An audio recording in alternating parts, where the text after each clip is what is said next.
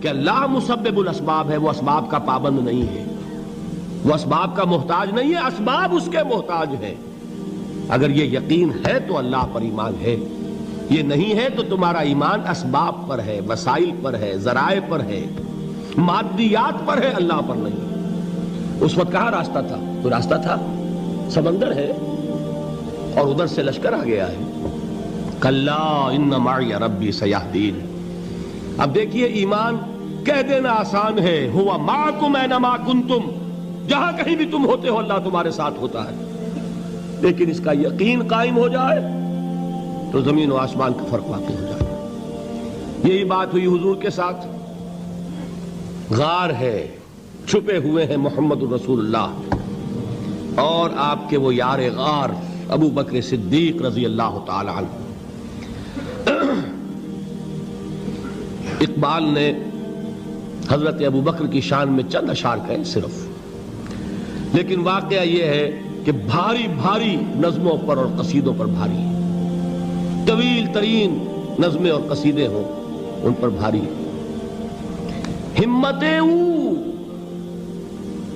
ابو بکر کی ہمت جو ہے، کشت ملت را جو ابر، جیسے بارش سے کھیتی اپجتی ہے، ابو بکر کی ہمت اور عزیمت اس امت کو اسی طرح سینچنے والی ہے۔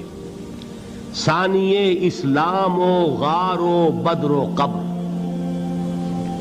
وہ دوسرے تھے اسلام میں، دوسرے پہلے کون تھے؟ انا اول المومنین، حضور فرماتے ہیں سب سے پہلا ایمان لانے والا میں، دوسرے ابو بکر۔ ویسے ہمارے ہاں یہ چلتا ہے اختلاف، حضرت علی پہلے ہیں کہ حضرت ابو بکر پہلے ہیں، لیکن اس میں بڑی خوبصورت تطبیق قائم کی ہے علماء نے اور بہت صحیح ہے۔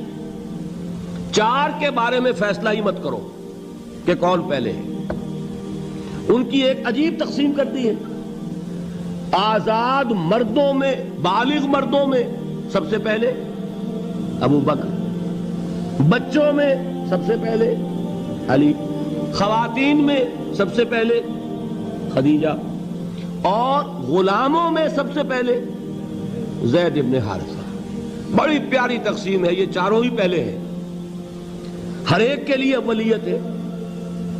اور واقعہ یہ ہے کہ اگر زمانی اعتبار سے تعین ہوگا تو پہلے خدیجۃ الکبریٰ آئیں گی رضی اللہ تعالی عنہ۔ کسی اور سے بات کرنے کی نوبت بعد میں آ سکتی ہے، پہلے تو اہلیہ محترمہ سے بات ہوئی، آتے ہی پہلی وحی ہوئی ہے، ابھی تبلیغ کا حکم نہیں تھا۔ کس کو بتایا واقعہ؟ ابھی اپنی نبوت کی تبلیغ کا تو حکم ہی نہیں آیا۔ واقعہ کس کا ہے؟ وہ خدیجہ کا ہے۔ جب کہا ہے کہ خشیت علی نفسی، مجھے اپنی جان کا اندیشہ ہے، تو کیا جواب دیا خدیجہ نے رضی اللہ تعالی عنہا؟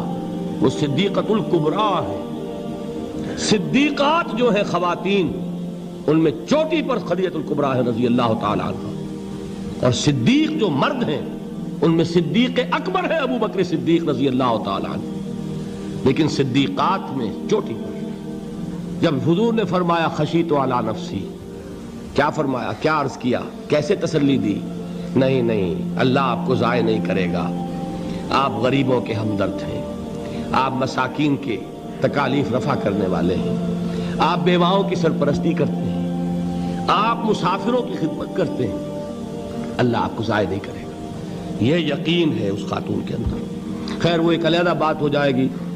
میرے دل پر حضرت خدیجہ رضی اللہ تعالیٰ عنہ کی شخصیت کا بڑا گہرا نقش ہے، جو وہ کوئی اور ہی وقت اور موقع ہوا تو بیان ہوگا۔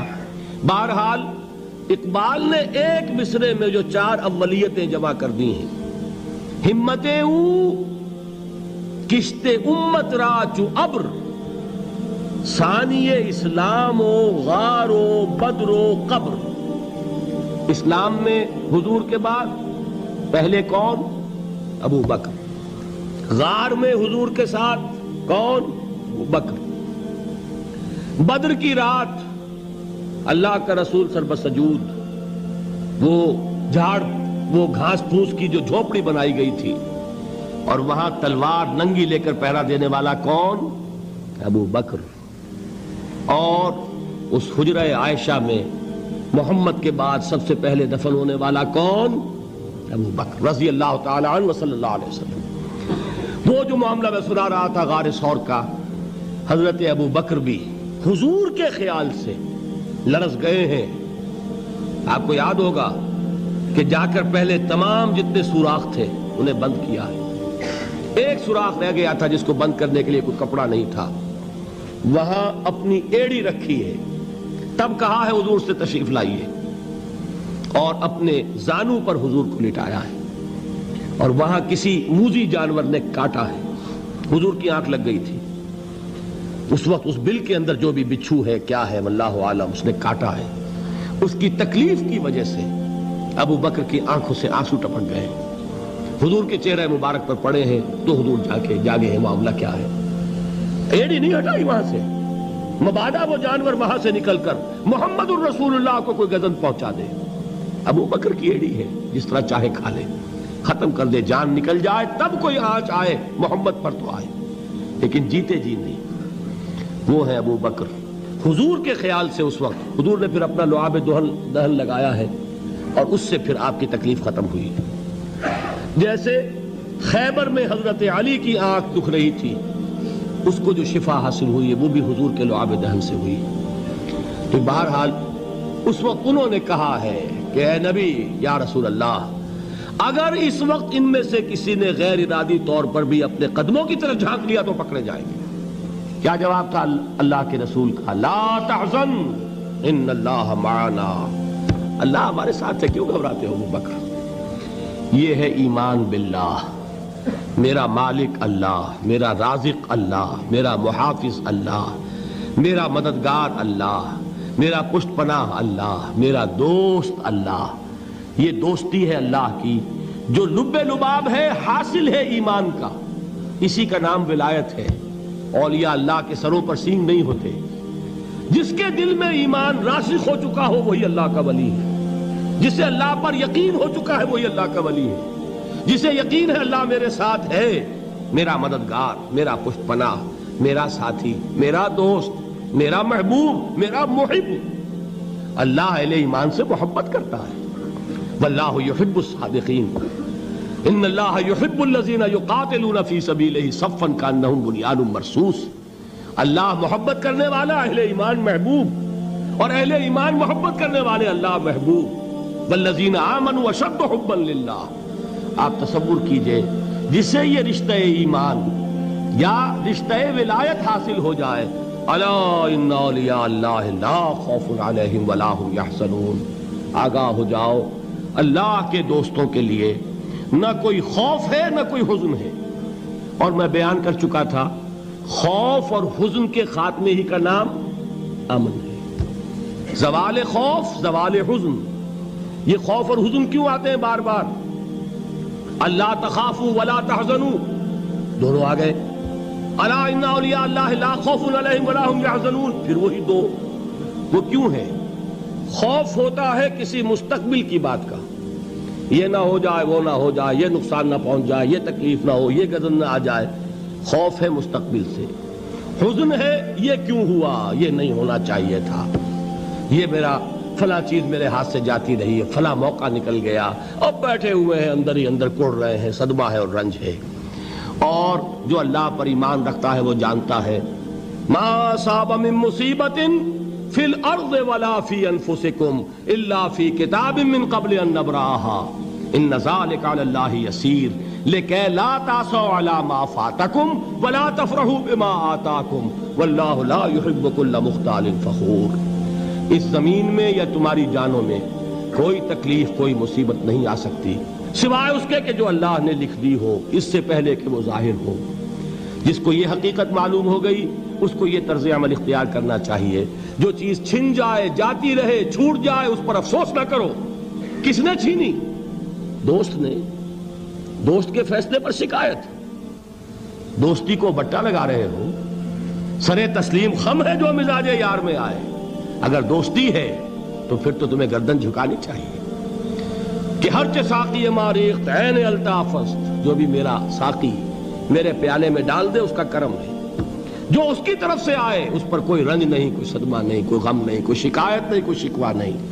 اور جو ہوگا وہ اس کے اذن کے بغیر نہیں ہوگا, اور اس کا اذن ہوگا تو یقیناً میرے لیے خیر ہی خیر ہے, چاہے وہ ناگوار شے ہو, بظاہر مجھے اچھی نہ لگ رہی ہو، میری شارٹ سائٹڈنس میں مجھے وہ نظر آ رہی ہے کہ میرے لیے بری ہے، لیکن قرآن نے کہا ہے عسیٰ ان تکرہوا شیئا وہو خیر لکم وعسیٰ ان تحبوا شیئا وہو شر لکم واللہ یعلم وانتم لا تعلمون۔